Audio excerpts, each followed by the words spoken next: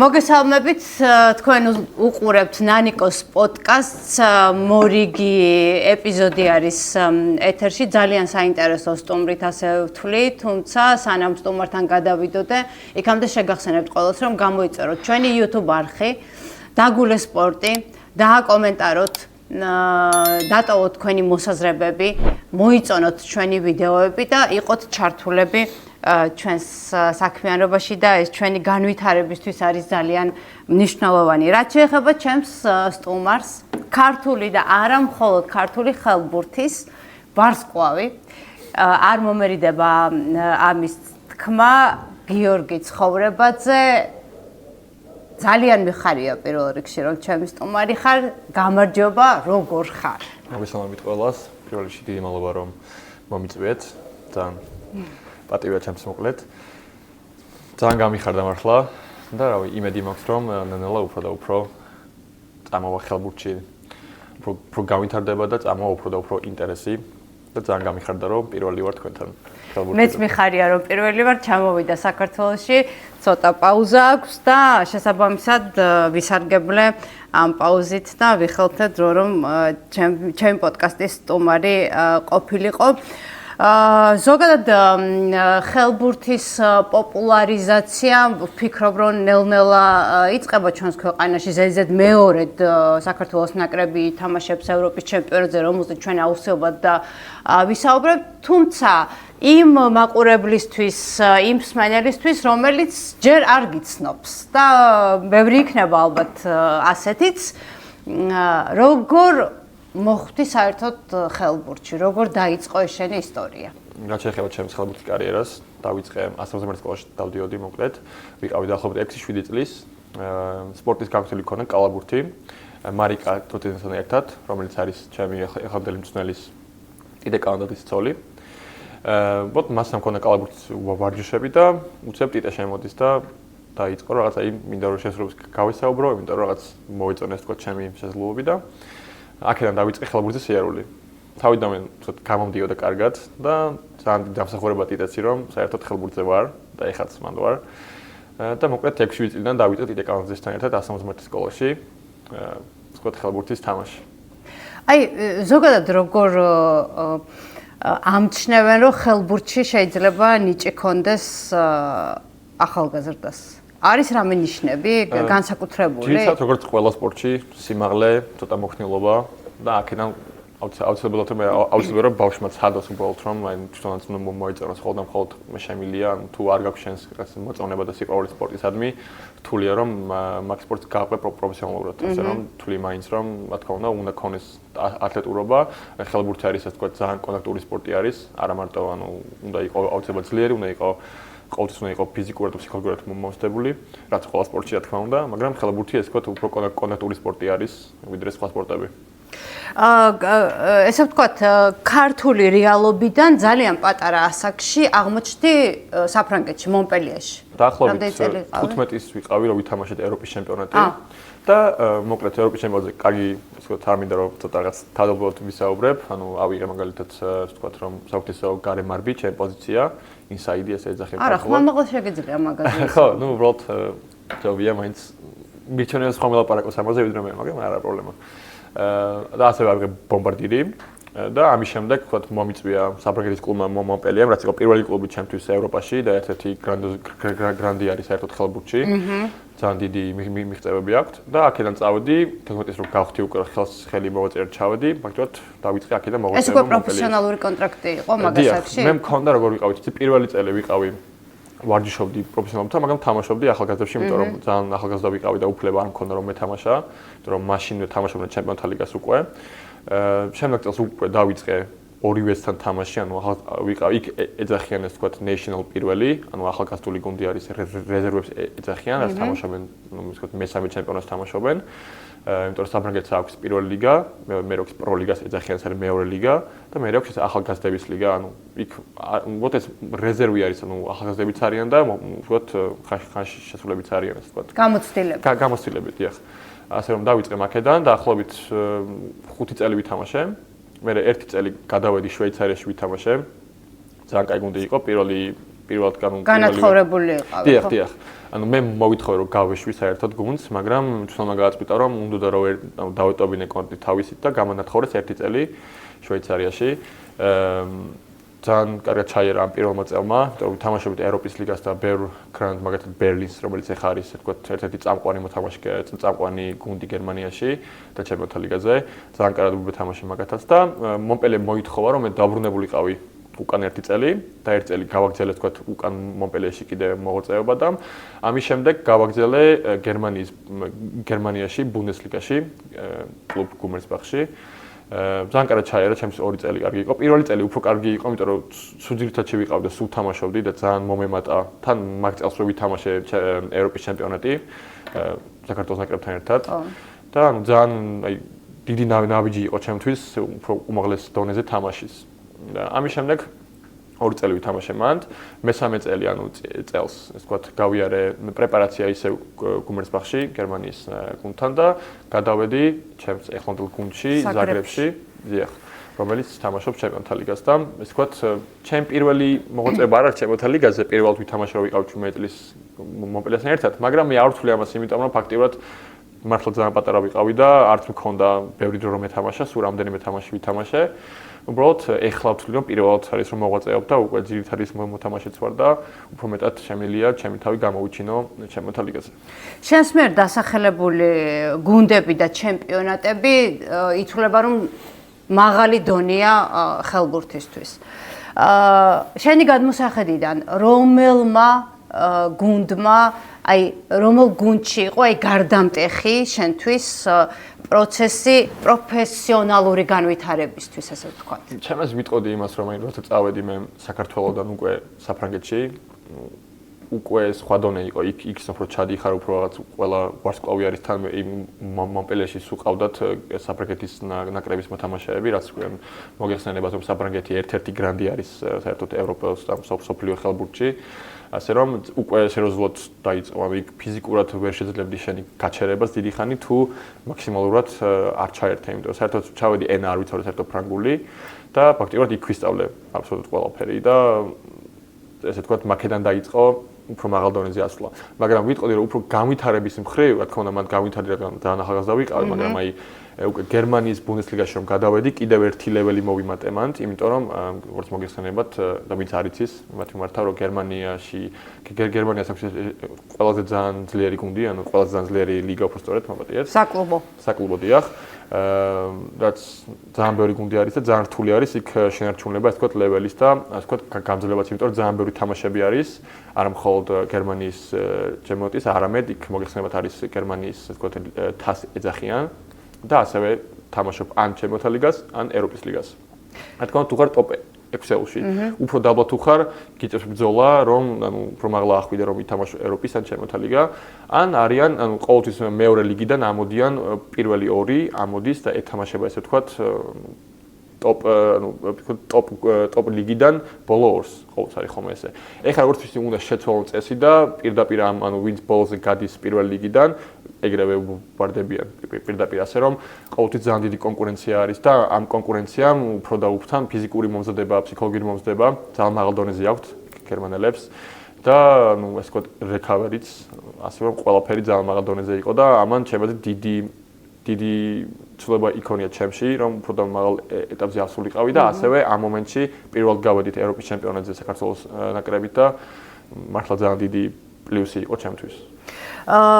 როგორ მიგიღო ხორვატულმა პუბლიკამ და ზოგადად როგორ არის აი ზაგრებში მაგალითად დასწრების თვალსაზრისით რამდენად მრავალრიცხოვანია აუდიტორია აი გერმანიასთან შედარებით არ ვიცი ჩემს გერმანიას ვერც ერთი ქვეყანა ვერ შეედრება ასევე საფრანგეთში ძალიან ფაქტიურად ბევრი ხალხი არის ხოლმე ყოველთვის სულ გავსებული რომ გერმანიაში ძალიან უყვართ ეს სპორტი და თითქმის ყველა თამაშზე თუ არის მაგალითად დარბაზი 1000-იანი 1000 კაცი მოვა ყოველთვის ანუ ბუნდესლიგის თამაშებზე შეიძლება ბევრი გუნდი ხალხმა არ იცოდეს, მაგრამ მაინც იქ ყავთ ყოველთვის, ანუ მაინც მოდის მთელი დარბაზი სუივსება. არ და ძალიან პატარა ქალაქი იყო, ხო, სადაც ჩვენ ცხოვრობდი. პატარა ქალაქი იყო, დიახ.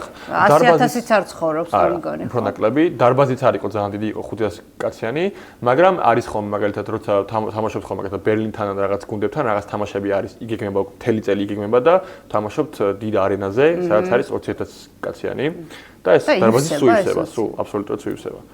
აი მაგალითად წინა წელს ვითამაშეთ ასევე ბერლინთან ამ დარბაზში. ახალი წლის პერიოდში იყო, სანამ ჩამოვიდოდით საქართველოში.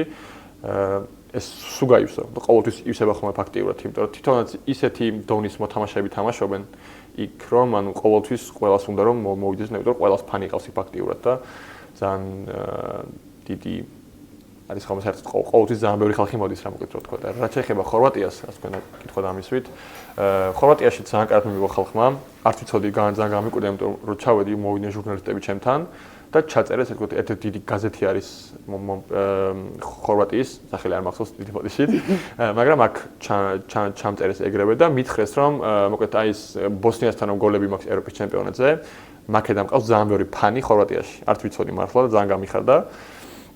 და მოკლედ ძალიან კარგად დაგვხვდა ეს ხალხი, ხალხს ძალიან უყვარდა, რა თქმა უნდა, იქ ძალიან უყვართ სპორტი და გუნდში ძალიან კაი სიტუაცია მაქვს. ანუ ადაპტირება არ გაგიჭირდა აი ამ ყველაფრის ფონზე. მიჩვეული ვარ, რომ უბრალოდ აღარ მიჭირს თან, მე ვიცი რომ ჩემი საქმე მაქვს, იქ ჩავდივარ, არა მხოლოდ ანუ რა თქმა უნდა მაქვს პირდაპირად ჩემი ოჯახში მართ ჩემი მიმართ რომ ჩემი თავს მიმართ რომ უბრალოდ უნდა ვიყო პროფესიონალი და ასევე ჩემი ქვეყნის მიმართ, ნაკრების მიმართ, იმიტომ რომ ერთ-ერთი დიდი როლი მიჭირავს საქართველოს ნაკრებში და აუცილებელია რომ ყოველთვის მზად ვიყო რაც უნდა ხდებოდეს რომ შევეცადო რომ მაქსიმალურად ჩემი თავი გამოვიჩინო და ნაკრები გამოვაჩინო საქართველოსი, ვთქვათ ამ ეტაპზე ევროპაში. აი დამოკიდებულების თვალსაზრისით თუ განსხვავდება სანაკრებო და საკლუბო, ესე ვთქვათ, აი შენი მხრიდან აქ აი განსხვავებული დამოკიდებულებები თუ საქმეა და ერთნაირად უდგები ამ ყველაფერს. რა თქმა უნდა სანაკრებო მაინც სხვა არის, იმიტომ რომ თამაშობ შენი ქვეყნისთვის და გინდა არ გინდა ყოველთვის რაღაც სხვანაირად გულის სხვანაირად გიცებს ესე ვთქვათ რა. რა თქმა უნდა აუცილებლად უნდა მაქსიმალურად დაიხარჯო, იმიტომ რომ როდესაც თამაშობ მაღალ დონეზე ევროპაში, აუცილებელია რომ მაქსიმალურად დაიხარჯო, იმიტომ ფიზიკურად ვერ ითამაშებ მაშინ კარგად. ასე რომ არ ვიტყოდი დიდი განსხვავება არის მეთქი, მაგრამ რა თქმა უნდა ყველა ადამიანისთვის და ყველა სპორტსმენისთვის ნაკრებისთვის თამაში პატივისცემაა და უფრო რაღაც პატრიოტიზმი არის და ყოველთვის ამას გონი გახილვაც არ ჭირდება, ჩემს ყველა სპორტსმენი გეტყვით რომ ნაკრებისთვის თამაში უფრო დიდი სიამოვნება და უფრო დიდი პატივისცემა რა თქმა უნდა. ძალიან საინტერესო იქნება შენგან მოვისმინო შენი აი წარმატების ფორმულა. აი როგორი არის? როგორ უნდა მოიქცე რომ გახდე წარმატებული სპორტსმენი? პირველ რიგში ჩემაზით ეს მინდა რომ ახალგაზრდებს მიმართო და არა მარტო ახალგაზრდებს და ასევე იმათ ვისაც სურთ რომ პროფესიონალ დონეზე ავიდეს სპორტში. აუცილებელი არის ის რომ ქონდეს გამძლეობა და შენ რომ მიზანს დაისახავ, იმ მიზანს უნდა იბრძოლო მაქსიმალურად, იმიტომ რომ ხალხს ახლა ესე ვერ ხედავს მაღალ სპორტსმენებზე, ბოლოდ რამდენი წარუმატებლობა ქონიათ, რამდენი ცუდი მომენტი ქონიათ, რთული მომენტი ქონიათ. ეს ყოველთვის იქნება დიდ სპორტში, სანამ შენ მიაღწევ რაღაც მაღალ დონეზე, შეიძლება გაგიმართლოს და მარტივად მიაღწიო, მაგრამ შემდეგისთვის აუცილებლად არის სპორტში მაღლა დაბლა. ყოველთვის ხდება ესეთი რაღაცები. უბრალოდ უნდა იბრძოლო. ჩემს ერთ-ერთი და მთავარი ფორმულა არის იმაში, რომ შენ თავში იყო დარწმუნებული, იცოდე შენი გზა ესე ვთქვათ. რაღაც მიზანს რო დაისახავ, ეს იმას არ ნიშნავს რომ არ გაითვალისწინო, ვთქვათ, სხვა ხალხის რაღაც შენ მიმართ რაღაცებს რო გეუნებიან, მაგრამ აუცილებელია იცოდე კონდეს შენი ორიგინალობა, ჩემს ორიგინალობა ყოველთვის რო გამოიხატება, მაგრამ თავარი არის წარმატება, რა თქმა უნდა, და ამ წარმატებისთვის ყოველდღიურად უნდა შენ იბრძოლო, იმიტომ რომ ყოველთვის გექნება ჩავარდნები, ყველაფერი ხდება ცხოვრებაში, მაგრამ შენ თუ დაისახავ მიზანს რომ ეს გინდა რომ გააკეთო, ამისთვის ყველაფერი გააკეთო. იმიტომ რომ სხვანაირად სპორტი არ გამოვა მართლა. თან როდესაც ხარ ესეთი პატარა ქვეყნიდან და ხელბურთი არის საქართველოში განვითარებული და ძალიან რთულია ევროპაში რომ მიდიხარ, რომ გენდოს ეს თქვათ, რომ მაგალითად ძირითადში რომ დაგაწყებინო ჩემპიონთა ლიგაზე. ეს ჩემს დიდი პატივია იმ მხრივ რომ იციან ხალხმა რომ ნახე აქედან არის წამოსული. ამას ცოტა ხალხი შეიძლება ვერ მიხვდეს, მაგრამ ძალიან სხვანაირად არის არა მარტო ხელბურთში, არამედ სხვა სპორტებში. საქართველოსდან რომ მიდის მოთამაშე ან ამშობლად მოცურავი ნებისმიერი ჟანრის წარმომადგენელი, ასე ვთქვათ. უფრო დიდი კონკურენციის გავლა უწევს. აუცილებლად. და რო არის 50 ყოველთვის ნაბიჯს გაადგამენ ევროპელისთვის. ანუ ეს ყოველთვის ეს ხდება ყველა კლუბში, რამდენად წარმატებული და რამდენად ცნობილი არ უნდა იყო.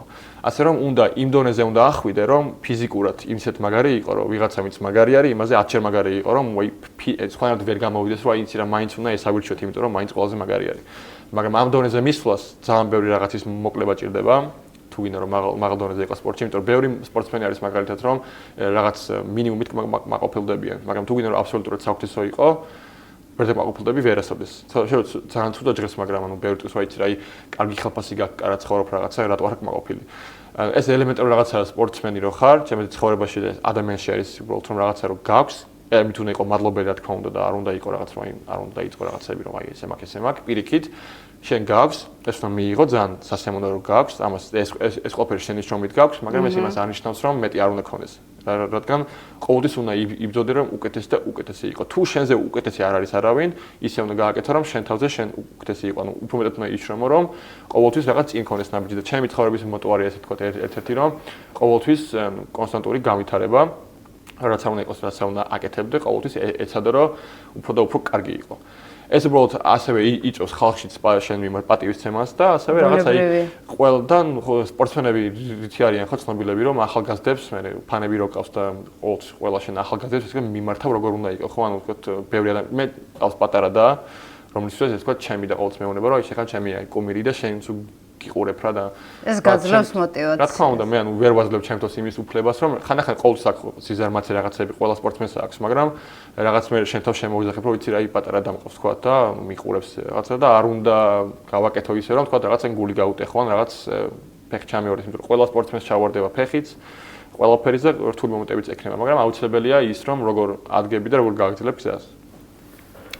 ესთეთიური მხარე ძალიან ლამაზი სახეობა მე ვიტყოდი სპორტის ხელბურთი მაგრამ პლუს ამას აი შენს თამაშებს როცა ვაკვირდები ეცი რა გოლის გატანა ეს სტატისტიკა არის ძალიან კარგი მაგრამ ჩემთვის აი როგორც სპორტის გულშემატკივრისთვის იგივე ფეხბურთშიც იგივე მოთხოვნები მაქვს აი რამდენად ლამაზად აკეთებ ამ ყველაფერს შენ ცდილობ რომ ესთეთიური მხარეც კონდეს აი ამ სტატისტიკას რასაც გოლის გატანა ქვია და სარგებლის მოტანა ზოგადად სპორტული თვალსაზრისით გუნდისთვის რა თქმა უნდა ყველა მოთამაშეს სურს რომ აი თავით ენახოს ჰაილაითებში ასე ისე მაგრამ რაღაც უკვე ისეთ ეტაპზე ვარ ჩვენ საქართველოს ნაკრები რომ აქ არის მთავარი შედეგი მაგრამ ეგეც არის რომ შენ რო უკვე რაღაცა არ ფიქრობ არ შედეგზე არც რაღაც ესეთიურობაზე არ დაფერზე რომ შენ საქმეს აკეთებ თავისით მოდის ეს ყველაფერი უბრალოდ მე ეგეთი სტილი მაქვს შეიძლება ზოგს ცოტა უკვე სტილი ქონდეს მაგრამ საქმეს აკეთებ ეს მთავარი არის ბოლოს და ბოლოს მაგრამ მთავარი საქმე გააკეთო და რაც შეიძლება შედეგიანი იყო მაგრამ რა თქმა უნდა თუ გაქვს იმის შესაძლებლობა რომ ითამაშო ლამაზად და რაღაც შოუს ელემენტები ანახო ხალხს ჩემი აზრით ამ ეტაპზე საქართველოს რა თქმა უნდა შედეგი ჭირდება მაგრამ ასევე ჭირდება რომ ხალხს სპორტი შეუყვარდეს ჩემს სპორტზე საუბრობ რადგან ანუ თუ არ არის ხალხისგან თუ არ მოდის რაღაც სიყვარული იმ ხრივ რომ აი ეს სპორტი მოწონთ რაღაც ეს უნდა გააკეთო ყოველს არის მაგალითად აი კალაბურთში არის ფეხბურთში არის ესე მინდა კაცი მოვატყო ესე მინდა გავაკეთო ხო ანუ რაღაც ხო არის რაღაც ადამიანში რომელიღაც სპორტსმენში რაღაცა მოგწონს რასაც სხვა ვერ აკეთებს ხო ასევე არის იგივე ხელბურთშიც რა უნდა ნელა წამოვიდეს ეს ყველაფერი რომ მაგრამ თქვენ კითხვას პირდაპირ გავცემ პასუხს რომ რა თქმა უნდა ძალიან სასიამოვნო რომ ასე ვთქვათ რაღაცებს აკეთებ ესთეტიურად და მეც რაღაც ხრივ ესე მირჩევნია ცხოვრებაში უბრალოდ ესთეტიურად მიყვარს ეს ბალანსი არის ყველაფერში რა თქმა უნდა ასევე სპორტშიც მაგრამ სპორტში როცა თამაშობ უმაღლეს სპორტს ყოველთვის უნდა იყოს შედეგზე ორიენტირებული ეს არის ყველაზე მთავარი მაგრამ ბოლოს და ბოლოს ამაში იღებს სპორტსმენები მაღალ ხელფასებს რომ შედეგი დადონ ეს არის ყველაზე მთავარი რაც არ უნდა სხვანაირად ჟღერდეს იმ ხრივ რომ აი იცი რა მე ძალიან მინდა რომ ეხლა მაგ რაღაცები გავაკეთო მაგრამ შეიძლება არ გამოვიდეს ვარ ლამაზი იყო მაგრამ არ გამომოვიდა ყოველთვის მწვნელი იმას მაქვს ყურადღებას რომ კი მაგარი გააკეთე მაგრამ არ გამოვიდა თუ გააკეთე და გამოვა, ანუ მაგიტომ არის ხომ მხოლოდ როგორ განსხვავდებიან სპორტსმენები, რომ ბევრი არის რომ ძალიან მაგარ რაღაცებს აკეთებენ, მაგრამ ამთავრებენ შედეგით და ბევრი არის პირიქით, ხო? ასე რომ ამით არის ჩემი აზრით ლეველებში განსხვავება სპორტსმენების. ეროვნული ნაკრები ზედიზედ მეორედ ევროპის ჩემპიონატი ვფიქრობ იმ დონის ქვეყნისთვის ხელბურთში, როგორიც ჩვენ ვართ, ძალიან დიდი შედეგი არის. აგერ მოგვადგა ფაქტობრივად ევროპის ჩემპიონატი კარს როგორია სანაკრებო გეგმები მე რამდენადაც ვიცი შენ უკვე გადაერთვები მთლიანად ნაკრებს დიახ მოკლედ ხალხს ვართ მინდა რომ ეხლა გვაქვს მეგაბული თამაში საუდის არაბეთთან 29-ში იქნება ოლიმპიურ სასახლეში. უბრალოდ ეს იქნება ძალიან ბანალური ეს თქვა მეგაბული თამაში იქნება და უბრალოდ ეს იქნება პატარა ეტაპი. აი სადაც შეგიძლია ეს სილამაზეები აკეთო ხო თუნდაც. თან ბევრი მოთამაშე გვიან ჩამოდის ზოგს თამაში გვიან აქვს, ზოგს ადრე აქვს და მაგიტომაც გათვალისწინებთ რომ 3 თამაში იქნება, მაგრამ 29-ში ჩვენ ვითამაშებთ, რადგან უფრო ყველა ნაკრები ერთად ვიქნებით, ყველა გუნდი ერთად ვიქნებით, მთელი გუნდი ერთად ვიქნებით და გვინდა რომ რაღაც უფრო ვთქვათ მეგობრული თამაში რომ ნელა უკვე რაღაც ფორმა შევინარჩუნოთ, ნახოთ ვინ როგორ თამაშობს, რას თამაშობს, რაღაც კომენტები დავამუშავოთ და ვთქვათ სახალისო, კარგი მთელი სეზონი ვითამაშებთ ამ თამაშს რომ ყველა რაღაცნაირად შევეგულოთ ერთმანეთს. მაგრამ მაინც ყოველთვის რთული არის ხოლმე რაღაც პერიოდი და ეხლა გვაქვს რამდენიმე კვირა რომ ვთქვათ კარგად მოვიზადოთ ევროპისთვის და გვინდა რომ ეს დრო კარგად გამოვიყენოთ, ასე რომ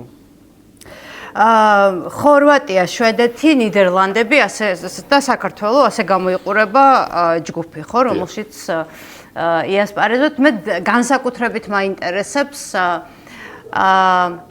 ის რომ შენ ზაგრებში ხარ, საქართველოს ნაკრებისთვის უფრო დიდი პლუსია თუ ხორვატიის ნაკრებისთვის, სადაც შენ უკვე ძალიან კარგად გიცნობენ. როგორ ფიქრობ? ჩემ აზრით იმდენი ხანი უკვე ევროპულ ხელბურთში ვთამაშობ, რომ მნიშვნელობა არ აქვს სიმართლე გითხრათ, ესე ფიქრობ. მაგრამ მაინც რა თქმა უნდა იქ რო ვარ და ხა რომ ხედავ, ვინ როგორ თამაშობს, ვინ რას შეუძლია, იგივენად ხედავენ, ასევე მე რა შემილია. მაგრამ ერთი პლუსი ჩვენი ის გვაქვს, ამას ვიტყოდი, რომ ნიკოლოზ კალანდაძე გვიბრუნდება უკვე 2 წლიანი ტრამვის შემდეგ. სამწუხაროდ თემო, ჩვენი კაპიტანი, სამწუხაროდ დაილეწა, უხლი გაიწვიტა და ვერ იქნება დიდი ალბათობით, მაგრამ იმედი მაქვს, რომ ამას მოახერხებს და ცოტა მაინც დაგვეხმარება. და მინდა რომ მას უსურვოს თქო გამოჯანმრთელება.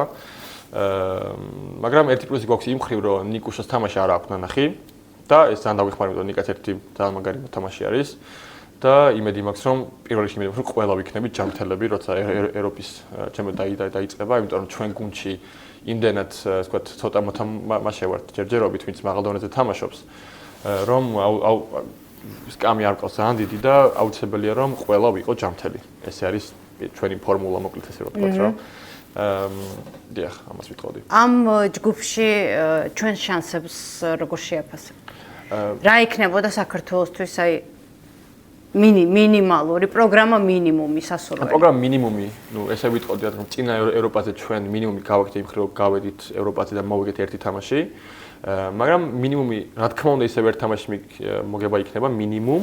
და აუცილებელია რომ ასევე ვთქვათ გავიდე ჯგუფიდან. ეს არის ჩვენი თავარი ეს მე ვსაუბრობ რეალისტურად და არა რაღაც ისე რომ აი უნდა მოვიგოთ ევროპა და რაღაცა, იმიტომ რომ რაღაც ეტაპებს ჭირდება გავითარება იმ ხრივ რომ მაგდონეზე ახვიდე რომ შენ იმის მოგების სრული ანუ მოგებაზე წახვიდე, იმიტომ რომ მაგდონეზე არ ვარ ჯერჯერობით. მაგრამ ისეთი რაღაც არის ხელბურთი, რომ წარმოუდგენა აი შეიძლება ისე ვითამაშოთ იმ მომენტში, რომ ისეთ გუნდეს მოვუგოთ რომ ანუ ხალხს რომ როგორც ჩვენ უნგრეთი დავამარცხეთ გასვლაზე, რომელიც არის სოფლიოში ტოპ 5, ასევე შეიძლება გავიდეთ ეგრეთ ჯგუფიდან და ჩემს თუ ჯგუფიდან გავედით მე ჩემაზით ანუ ყველასთან შეიძლება მოგება. ანუ ისეთი რაღაცა არის რომ შეიძლება მაგალითად ერთ-ერთი ყველაზე ვთქვათ ანდერდოგი იყო, ესე ვთქვათ, ჯგუფში, მაგრამ იმდენად აი ვთქვათ არ დაგაფასოს ხალხმა და მოთამაშეებმა, რომ ისე აიწვიტო, ესე ვთქვათ, ცოტა უხეშად ვიტყვი, რომ მე ვეღარ გაგაჩერონ რა და ბევრი შემთხვევა ყოფილა. ზოგჯერ ეგ ძალიან მომგებიანი პოზიცია არის სპორტში. და ასე რომ ვერ ვიტყოდი ესე რომ რაღაცა ვერ მოვიგებ პირიქით. მე ძალიან მომხრე ვარ იმ ხრი სპორტსმენისგან, რომ ანუ აუცილებლად ვისაც არ უნდა თამაშობდი, არ მნიშვნელობა არ აქვს. უნდა გახვიდე ბოლომდე და ითამაშო მოგებაზე. ანუ ეს რაღაცა მეშინია ვერ ვითამაშებ და რაღაცა არა პირიქით, იმიტომ რომ უნდა ითამაშო, რა თქმა უნდა ითამაშო რესპექტით, მაგრამ ჩემი აზრით უნდა ითამაშო without respect, იმიტომ რომ უბრალოდ მოვიტეთ ინგლისურ ჟურნალს რო ვიყერებ. მარტივია ჩემთვის. და მაგხრივ ესე ვიტყოდი რომ უბრალოდ უნდა გავიდეთ, შვედეთი კი არის მოქმედი ევროპა, სოფლიო, ასევე ხორვატია და ნიდერლანდები ძალიან მაგარი გუნდები არიან, უბრალოდ თვითონ ყველა მოთამაშე ყავთ ან ჩემპიონთა ლიგაზე, ბუნდესლიგაში ყველგან, მაგრამ ეს არც არ ნიშნავს. ჩვენ დავამტკიცეთ უკვე მეორედ გავედით ევროპაზე და ყველასთან შეგვიძლია მაგათად მოგება, რატომაც არა, ხო?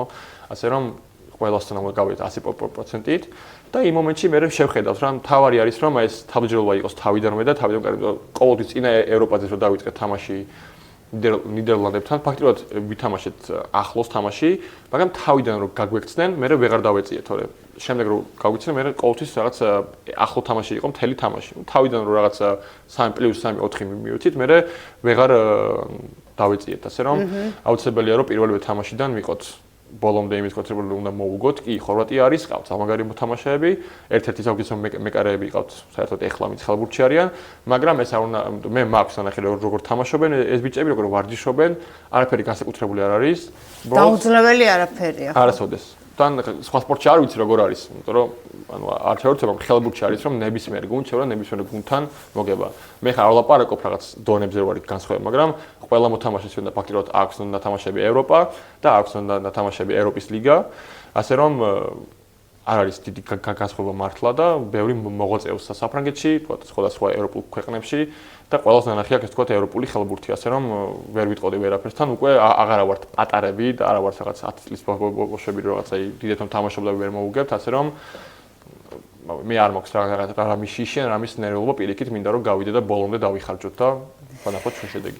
აი ნაკრების მოთამაშეებს თუ გაქვთ გააზრებული რომ თქვენ აი რაღაცა განსაკუთრებული თაობა ხართ, რომელიც რაღაცა ისტორიას წერს ქართული ხელბურთის და რომ თქვენს მაგალითზე შეიძლება უნდა გაიზარდოს პატარა თაობა. თქვენ უნდა დააინტერესოთ ისინი. აი ყველაფერი გააზრებული თუ გაქვთ. ჩემს კი უკვე, იმიტომ რომ პირველად რო გავით ევროპაზე, რა თქმა უნდა, ბევრი და ჩვენც ხა ვერ მოგწვიდა მაგაზე, არც გვიფიქრია რომ აი ჩვენ მამ რაღაც მხრივ რო პირველად გავით ევროპაზე და ანუ ზედიზედ გავით თქვა ორჯერ მიყოლებით, უკვე რაღაცას ნიშნავს ხომ, ეს არა მხოლოდ ჩვენ ლეველში, არამედ საქართველოსთვისაც, ასე რომ, რა თქმა უნდა, ეს ძალიან დიდი პატივი არის და ამას ასე ვთქვათ, უნდა ყველა მოვეკიდოთ სრული პასუხისმგებლობით, აუცილებელი არის ეს, რადგან რაღაც მხრივ ჩვენგან წამოვიდა უფრო და უფრო რაღაც წინა თაობებისგან ჩვენთან ისე დაემთხვა, რომ უფრო მეტად წამოვწიეთ, ასე ვთქვათ, ხალბურთი წინა ფონზე, ასე რომ აუცილებელია ჩვენ მხრივ, რომ ეს ყველაფერი ისე კი არ მივიღოთ რაღაცა ვინერვილოთ პირიქით, რომ მაქსიმალური შედეგი დავდოთ, რამდენი ხანი შეგვიძლია, იმიტომ რომ ეხლა გვაქვს ჯერჯობით სოფლიო არ გვითამაშია, ოლიმპიადა არ გვითამაშია. ასე რომ ყოველთვის არის რაღაც შანსები. წინაზე სამწუხაროდ ავსტრიას ვეთამაშეთ 2 თამაში დავმარცხით, მაგრამ ავსტრიაც ერთ-ერთი გამორჩეული გუნდი არის, ვისთანაც ძალიან ახლო თამაშები ქონდა. ეს ყველაფერი ნიშნავს იმას, რომ ანუ აბსოლუტურად ყველასთან შეგვიძლია თამაში და აბსოლუტურად შეგვიძლია რომ დავდოთ ის შედეგი, რაც ჯერჯერობით საქართველოს ხალბურთს არ უნახავს ის რომ გავიდეთ სოფლიოზე, გავიდეთ ოლიმპიადაზე და თქვათ გავიდეთ ჯგუფიდან ევროპაზე. აი შიდა სამზარეულოში ახლა ბუნებრივია რომ კარგად ხარ ჩახედული. ჩვენ ვნახავთ თუ არა პროგრესს წინა ევროპის ჩემპიონატსა და ამ ევროპის ჩემპიონატს შორის. ჩემს კი სათამაშო ხარისხით და შედეგობრივად შესაძლოა. ვიტყოდი რომ კი, ამის ბჯერა და იმედი მაქვს, იმედი მაქვს რომ ნახავთ. მაგრამ ჩემს უკვე როგორც მოთამაშეები თვითონ ინდივიდუალური ხარისხით უფრო გავიზარდეთ ყველა, იმიტომ რომ ხალბურთში მართლა ყოველთვის უფრო და უფრო ვითარდები, იმიტომ რომ ყოველთვის არის ისეთი თამაშები, რაც შეიძლება არ გითამაშია და მაგრამ რო თამაშობ ძალიან მაღალ დონეზე რო თამაშობ და ახლო თამაშები ყოველთვის რაღაცას სწავლობ, ან როგორ უნდა მოიქცე იმ დროს და ეგ ერთ-ერთი და ჩემს უფრო მეტად შევეგუებით გუნდს. და იმიტომ რომ მე და ნიკა ფაქტიურად ერთად თამაშობთ 6-7 წლიდან და ეს ერთ-ერთთან ერთ გუნდში თამაშობთ, ასე რომ ეს ძალიან დაგვეხმარება ჩვენ რომ რაღაც უფრო რაღაცები ისეთი გაგვხდეთ, რაც აქამდე არ გვინახებია. ასე რომ მაგის მართლა დიდი იმედი მაქვს და ჩემი აზრით ხალხი ისე ემოვნებს ჩვენი თამაშის ყურებით. გულშემატკივრების ფაქტორი რამდენად მნიშვნელოვანი იქნება და რამდენად მნიშვნელოვანია რომ მოხდეს გარკვეული მობილიზება გულშემატკივრების თუ საქართველოსთან თუ ემიგრანტები ძალიან დიდი რაოდენობით არიან ევროპაში. აი ეს ფაქტორი ასეთ ფორუმებზე არის თუ არა მაინც გადამწყვეტი, ესე ვთქვათ, და მთავარი მოტივატორი. დიახ, და ამას დიდი მაგალითი აქვს იმ რომ საქართველოში რო ვითამაშეთ საბერძნეთთან, ფაქტობრივად მთელი თამაში ვაგებდით მართლა და ბოლოში მოვიგეთ. და ეს იმისგან მოხდა რომ აი, როდესაც ამდენი ხალხი მართლა არ მინახავს ხალბურთის თამაშზე, ჩვენთან რომ მოსული იყო, თითქმის მთელი დარბაზი სავსე იყო და რამაც ძალიან დიდი მუხტი მოიტანა ჩვენში, იმიტომ რომ თითქმის ყველა ტრამვირებულები ვიყავით რა, ძალიან ისე ვიყავით მძიმედ. მაგრამ ეს ხალხის სიყვარული და ხალხის რაღაც გვერდში დგომამ, რაღაც აი როგორ იტყვიან, ზედმეტად რომ ხსნი რაღაც რო ხდება შენში და უფრო გინდა რომ მაქსიმალურად დაიხარჯო რა. ასე რომ მსგავსი რაღაცები არის ძალიან მნიშვნელოვანი ჩვენთვის და ძალიან გამიხარდა მართლა ამ ხალხი მოვიდა და ჩემი აზრით ერთ-ერთი ჩვენი წარმატება არის ხალხის დამსახურება, ჩვენი ვთქვათ, ვინც მოვიდა და გულშემატკივრა, რადგან ძალიან რთული თამაში მოვიგეთ საბერძნეთთან და ამიტომაც ამის ხარისხად ვართ ახლა ევროპაზე. და ასე რომ ვიტყოდი რომ ძალიან მნიშვნელოვანია თუ ვერ მოხერხდება ჯერჯერობით რომ ევროპაში ჩამოვიდეს ხალხი, მით უმეტეს სახში რომ თამაშები გვაქვს, ყოველთვის უნდა ჩემს აზრით მოვიდეს და გულშემატკივრონ, იმიტომ რომ ერთ-ერთი მოკეთ ჩათვალეთ რომ რაღაც 50%-ით მეტი შეგიძლია აჩვენო, იმიტომ რომ უფრო მარტივია მოგება. ასევე ეს არა მარტო ჩვენზე მოქმედებს, არამედ მოქმედებს მოწოდე გუნდზე, იმიტომ რომ მაგალითად ჩვენ რო ჩავედით ეხლა ზაგრებში ჩავედით პელისტერთან, ეს არის პელისტერი არის მაკედონიის ერთ-ერთი გუნდი, იქ თამაში ძალიან გაგვიჭირდა, მაგრამ სახში მოვუგეთ ძალიან მარტივად 5-6 სიბურით. იმიტომ რომ იქ დარბაზი დაინგრა, რომ გავდიოდით ფაქტობრივად არაფერი არის მოდა ყურში, ანუ წულის ის ქონდა, იმიტომ რომ უბრალოდ იმდენი ხალხი იყო და იმდენად ემოციურად იყვნენ, რომ ეს ძალიან მოქმედებს სპორტსმენებზე, ასე რომ ამას ვიტყვი პირადი გამოცდილებიდან. შეიძლება ზოგ ადამიანს აქ, მაგრამ მე პირდაპირ მიხარია რომ ჩავდივარ, იქ ბევრი ხალხია და რაღაც რაღაცნაირად მიხარი აქ თამაში, იმიტომ რომ წერა დარბაზში თამაში ყოველთვის რაღაცნაირად არ არის კარგი. და მივეჩვე მაინც გერმანიაში რომ ყოველთვის უსავსე იყო დარბაზები, რაღაცნაირად სხვანაირი ის არის мотиваცია რა. ასევე შეიძლება იყოს ეს ზევით წახვიდან, ქვევით წახვიდა, თუ თამაში არ წაგივიდა, რთული არის, მაგრამ ეს ერთ-ერთი გამოცდილება არის იმ მხრივ, რომ შენ თუ შეძლებ რომ ამ მომენტში შენ შეცვალო იმ მხრივ, აი თქვა 2-3 გოლი ვერ გაიტანე, მაგრამ მეორე ტაიმი უფრო მაგრა ითამაშე და შენი ცური თამაში ამოწიე ზემოთ ამდენი ხალხის წინაშე, ხო? ეს დაგეხმარება რომ გავითარდე, ასე რომ მშობლობა აქვს და ხალხს თხოვრო უფრო და უფრო მე თამაში და იარო ჩვენთან. აი ევროპის ჩემპიონატისთვის პრინციპში ჩვენ რომ იმიდან რა ქვია, საცივიდან თავს ამოვყოფთ ახალი წლების შემდეგ. ყველაფერი ხო ორი გვაქვს და ეგრევე უკვე იწყება ევროპის ჩემპიონატი. ფაქტობრივად დღესასწაულებზე დიდად დასვენება არ მოგიწევთ. როგორია პროტოკოლი პირველ მატჩამდე? დიახ, ხალხსაბაგატო თამაში. გარდა ამხანაგური მატჩი, ხო. მოგეთ ყოველთვის გვაქვს ხოლმე 2 დღე თავისუფალი, ან 1 დღე თავისუფალი, რომ ვიყოთ ოჯახთან ახალ წელს, იმიტომ რომ ეს რაღაც ტრადიცია არის საქართველოში, რომ ყოველთვის უნდა ოჯახთან იყო ახალ წელს. და ყოველთვის გვაქვს ხოლმე 21-ში და 1-ში თავისუფლები ვართ ხოლმე ყოველთვის, 2-ში უკვე ბრუნდებით ბაზაზე და დაახლოებით 5-6-7-ში წავალთ, ეს თქვა სლოვენიაში გვაქვს ეს თქვა ტურნირი, სადაც ერთი კვირა გავჩერდებით და კემპზე ვიქნებით და მომზადებით და ამის შემდეგ გადავალთ უკვე შვედეთში, ასე თქვა ქალაქ მალმოში, სადაც ტარდება ევროპის ჩემპიონატი ჩვენი ჯგუფის და უკვე დავიწყებთ მანდ რამდენიმე დღე მომზადებით და მე თამაში იქნება უკვე. გიო, აი როგორია ხელბურთს მიღმა შენი ცხოვრება, აი გრჩება რამისთვის დრო, არ ვიცი, მუსიკისთვის, წიგნისთვის, რავი, ფილმების საყურებლად რა, არ ვიცი. ფაქტობრივად იმდენად ვიღლები ხოლმე ხა ევროპაში რომ აქ რომ ჩამოდივარ, უფრო რაღაც უფრო თავისუფლება იმ მხრივ რომ ბევრად მარტივია რაღაცეები, თან აქ რომ ჩამოდივარ, უფრო მეტი დრო მაქვს რომ დავისვენო. მაგრამ ევროპაში ფაქტობრივად რო არ არის, იმიტომ რომ ყოველთვის 2 ვარჯიშია ხოლმე დღეში ფაქტობრივად სულ, რაც ყოველთვის დილით ივარჯიშებ, სახში მიხვალ, თქვა შეჭამ, ისა უზმებ ამ მსგავს რაღაცა, დაიძინებ მეორე ვარჯიშია და ეს მსგავსი ის მეორდება. არის ხოლმე რაღაც დღეები, რაც უბრალოდ თავისუფალი გვაქვს, მაგრამ ერთ დღეზე მეტი ფაქტ არ მაქვს ხოლმე თავისუფალი და ეს ერთი დღე მინდა ხოლმე უბრალოდ რომ სახში ვიყო და დავისვენო. როდესაც მაგალითად უფრო რაღაც ხდება ხოლმე რაღაც ივენთები არის გუნდის, მაშინ კი აუცილებლად რომ წახვიდე, იმიტომ რომ ეს უბრალოდ ჩვენ საქმეში არის, მაგრამ ძირითადად იმდენად უბრალოდ მინდა რომ დავისვენო ხოლმე რომ თქმით სუსტ სახში ვარ ხოლმე, მაგრამ ასევე მიყვარს უბრალოდ შოპინგი, რაღაცების ყიდვა, ცოტა ლაიფსტაილი მსგავს რაღაცეები. და მსგავს რაღაცეებს ჩემთვის რაღაც ჩემს ჰობებს ეს თქვა პოულობ და ვცდილობ რომ გადავაგორო რაღაც ეს დასვენების დღე, მაგრამ იმდენად ვიღლები ხოლმე რომ მართლა თავი არ მაქვს რომ რაღაც გავიდე ხოლმე რაღაცა მართლა ძალიან ვიღლები ხოლმე. და ჩვენი საუბრის ბოლოს აუცილებლად მინდა შევეხო შენს სოციალურ ქსელებს. აი ძალიან მოწესრიგებული, არ ვიცი, სამაგალითო ალბათ სპორტსმენისთვის, აი გიორგის Instagram გვერდზე შედიხარ და ყველა კითხვაზე გაქვს პასუხი. აი რამდენად მოწესრიგებული ადამიანია და სპორტსმენია და ხელბურთელია. მადლობა. და რამდენადაც ეხა გავიგე, დღეს გავიგე, რომ შენ მართავ ამ ყველაფერს იყოს, არა მუშავს. მადლობა. შენ მართავ თვითონ აი ამ ყველაფერს რა.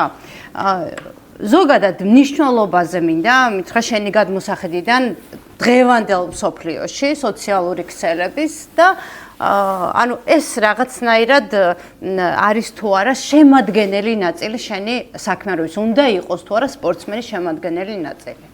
რომ მიაწოდოს სწორად შენს გულშემატკივარ შენი თავი. თემაზე რა თქმა უნდა, მაგრამ სოციალური ქსელი არ ნიშნავს რეალურ ცხოვრებას, ეს მინდა რომ ხალხმა იცოდეს, იმიტომ რომ რაც სოციალური ქსელი ხდება ყოველფერი არის რაღაც პერფექტ, რაღაც საოცრება და რაღაცა, რაც რეალურ ცხოვრებაში ესე არ ხდება. თავარი ეს იცოდე და ამას თუ გაითვალისწინებ, რა თქმა უნდა, აუცილებელი არის რომ ყველა სპორტსმენს და ყველა ადამიანს ვისაც სურს რამეს მიაღწიოს, ნებისმიერ ან თავის ბიზნესში, ან ნებისმიერ სპორტში, აუცილებელია რომ სოციალურ ქსელზე იმუშაოს. იმას აუცილებელი კი არა 24 საათი ტელეფონში იყოს მსგავსი რაღაცა, მაგრამ აუცილებელია რომ თქვა ელემენტარულად ის რომ შენ რო შემოდი ხარ, ვიღაც რო შემოდის შენს გვერდზე, ჯერ რა საქმიანობ, ან რა კონტექსტს აკეთებ, ან რატომ უნდა დაგაფოლოვოს ეს თქვა ხომ, რატომ გამოყვეს, აუცილებელია რომ შემოძით ძალიან მარტივად, ძალიან ბანალურად, ცოტა ესთეტიურადაც მიაწოდოთ ინფორმაცია თუ რატომ უნდა გაფოლოვდეს შენ.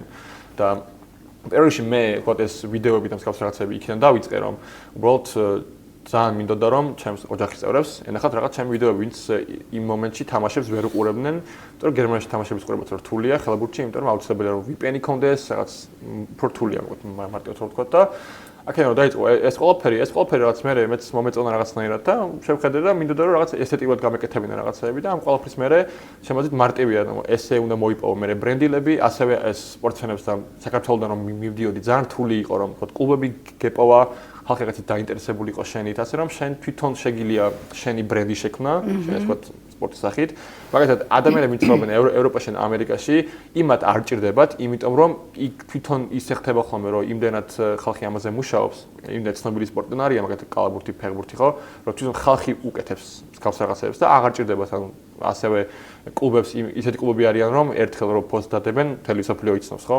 ასე რომ მსგავსი ადამიანებისთვის არ არის საჭირო. მაგრამ ჩემი აზრით აუცილებელია რომ რაღაც ესეთირობას შენს თავს რომ რაღაც აი Facebook-ზე, Instagram, TikTok-ზე რაღაც შენი რაღაცა კარგად იყოს გაკეთებული. არ არის აუცილებელი ბევრი რაღაცა გეთოს ან რაღაცა, просто რაღაც ადამიანს შემოვა და თვალს შეადონებს რაღაც აი მე მგონია რომ აქედანაც შეიძლება გაიყოლოს შენი გულშემატკივარი შენ საქმიანობაში და ეს ძალიან კარგი გზა არის. დიახ, ასე ვიტყოდი, იმიტომ რომ ბევრი ადამიანმა თქვა რომ არ გიცნობს, შეიძლება ესე გაგიცნოს პირველად და ამისგან წამოვიდეთ თქვა ხელბურთის რაღაც მხრივ განვითარება. შეიძლება ისეთმა ადამიანმა ნახოს შენი რაღაც ვიდეო რომელიც ერთო ხელბურთში არის, რაღაც დაინტერესოს და შეიძლება თქვა სპონსორი დაემატოს საქართველოს ნაკრებს. ხო, ანუ ყველაფერი შეიძლება ყოველთვის მოხდეს, ასე რომ მე ვთვლი რომ ეხლანდელ ცხოვრებაში აუცილებელი არის რომ კონდეს მოწესრიგებული და ასე ვთქვათ გაპიარებული შენი თავი, ასე ვთქვათ რა, ასე რომ ყველა მხრივ როგორც შეძლებ. მაგრამ რა თქმა უნდა, ყველაფერს უნდა ქონდეს რაღაც ზვარები და რაღაცეებზე, უბრალოდ ეგ თავარი არის შენ როგორი ადამიანი ხარ და როგორ გინდა რომ შენი ვთქვათ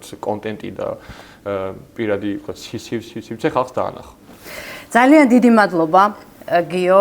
აი, ჩემთვის ახლა სპორტული თვალსაზრისით, რა თქმა უნდა, შენ შესახებ ბევრი რამე ვიცოდი, მაგრამ აი ადამიანურად, ადამიანური კუთხით ძალიან სასიამოვნო იყო შენი გაცნობა, უფრო ახლოს ჩემთვის იმედი მაქვს, რომ ბევრ გულშემატკივრამდე სხვა რაკურსით მივა, ესე ვთქვათ, შენი პერსონა და უფრო მეტი ადამიანი შეგიყვარებს ამ ქვეყანაში, მით უმეტეს რომ ამისთვის ძალიან ბევრი მიზეზი და საფუძველი არის.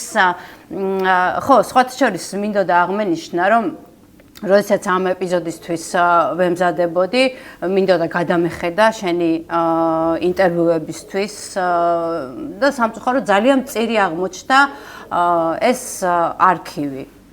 ჩემდა გასაოცრად მე იმედს დავიტოვებ, რომ ქართული სპორტული მედია უფრო აქტიური იქნება შენი გაშუქების თვალსაზრისით და ხო ჩვენს სფეროშიც არის კუთხით პრობლემები არის, მაგრამ იმიტომ რომ ევროპაში უფრო მეტი ინტერვიუ აქვს ვიცი, ვიდრე საქართველოში და უფრო მეტ გაცემაში ვარ ნაყოფით საქართველოში. სამწუხაროა. ასე რომ რაღაც მხრივ კი და მაგრამ ჩემი აზრით ნელ-ნელა ყველაფერს თავის დრო აქვს და გონიას რო დგება და იმედი მაქვს რომ უფრო და უფრო არა მარტო მხოლოდ მე, არამედ სხვა ბიჭებიც, ვინც არიან ძალიან წარმატებულები და ძალიან კარგი სპორტსმენები, საშუალება მიეცემათ რომ უფრო და უფრო თავი გამოაჩინონ და ანახონ თავიანთი ცხოვრება ხელბურთში. მე დიდი სიამოვნებით ჩემს სივრცეს აუცილებლად დაუთმობ მას და იმედს დავიტოვებ, რომ ევროპის ჩემპიონატის შემდეგ შენი საკლუბო გამოსვლის შემდეგ ძალიან ბევრი სალაპარაკო გვექნება, ესე ვთქვათ, წარმატებულ გამოსვლებზე. წარმატებები შენ, საქართველოს ნაკრებს და კიდევ ერთხელ ძალიან დიდი მადლობა, რომ დრო დამითმე. მომიწვიეთ და მინდა რომ ხალხს ვისარგებლო მომენტი და მიულოცო დამდეგშობა ახალი წელი. და თქვენც ასევე და თქვენც და მოკლედ გელოცავთ ყველას და ბრავოს დაესწრებით. დიდი მადლობა თქვენ ნანიკოს პოდკასტს უყურებდით. ჩვენი საუბრის მიწურულს კიდევ ერთხელ შეგახსენებთ, რომ გამოიწეროთ ჩვენი YouTube არხი დაგულე სპორტი.